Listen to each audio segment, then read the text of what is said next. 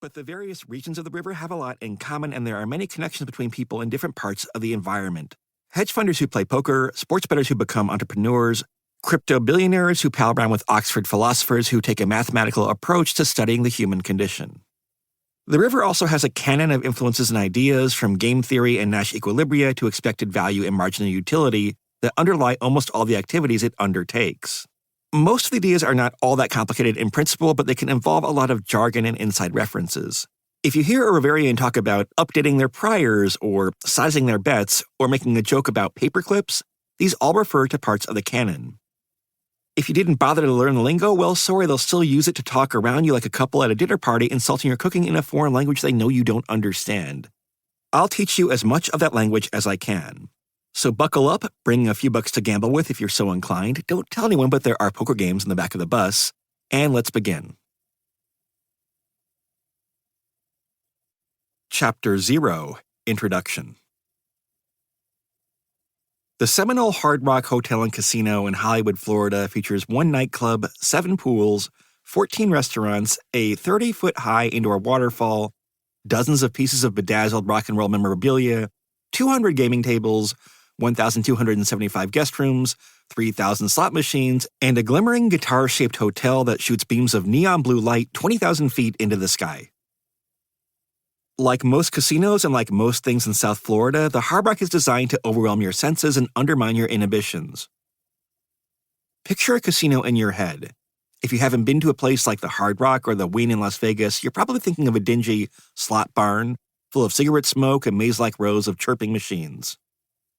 Indeed, those can be some of the most depressing places on Earth. But at high-end resorts like the Hard Rock, the mood at busy hours is exuberant. Few places in American life attract a broader cross-section of society. There are adults of all ages, races, classes, ethnic groups, and political orientations. There are senior citizens hoping to hit a slot jackpot, groups of bros and gaggles of girls, and attendees of third-rate trade association conferences compensating for the awkwardness of it all by overindulging in booze and blackjack. I spent a lot of time in casinos over the course of writing this book. Needless to say, even the most glamorous ones eventually become tiresome. I sometimes had the feeling of being a professional wedding photographer. Everyone was having the time of their life, their very special day. But I knew all the tropes, all the recurring characters. The dude trying to hide from his buddies at the craps table that he was playing beyond his means. The BFFs from the bachelorette party jockeying for pole position when a hot bachelor walked by. The friendly couple from Nebraska having the night of their life playing blackjack before giving all their winnings back twice over. It was April 2021. I was in Florida for the Seminole Hard Rock Poker Showdown, the first really big poker tournament in the United States since the pandemic.